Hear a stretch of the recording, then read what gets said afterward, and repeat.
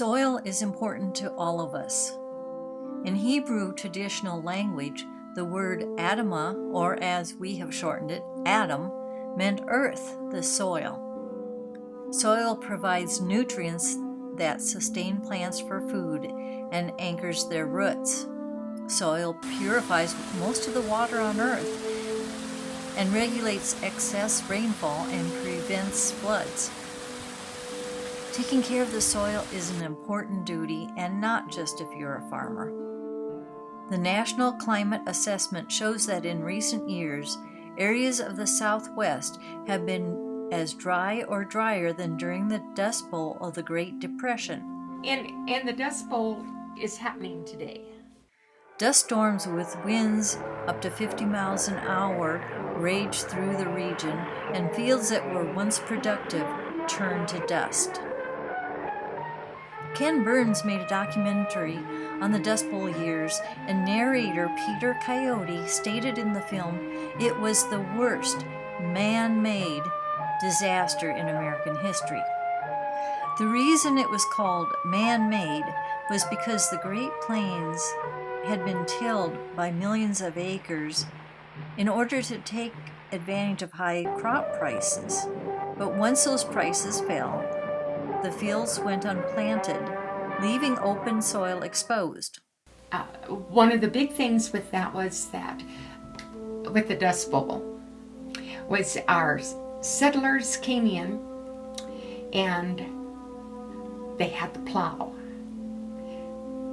And their first thing was to break up the sod.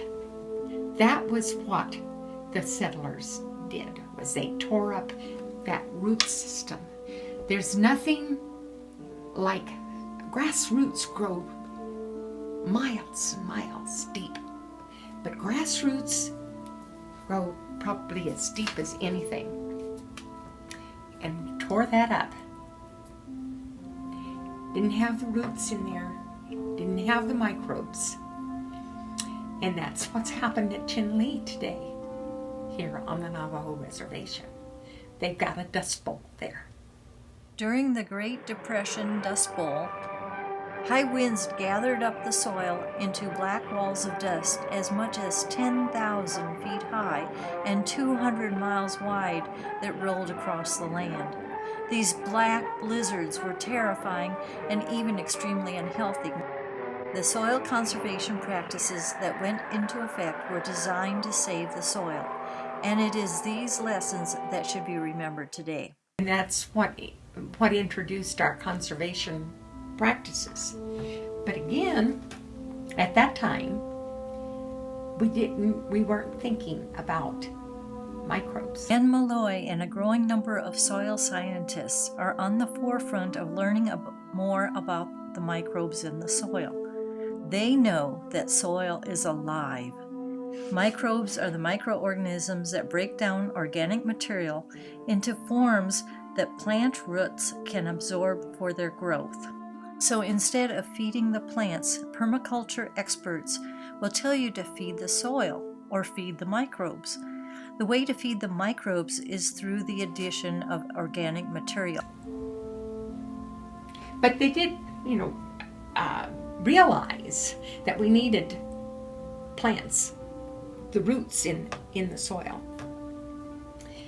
But we didn't realize that one of the big things for those roots was it was food and a place to live for the microbes so that they could do their job.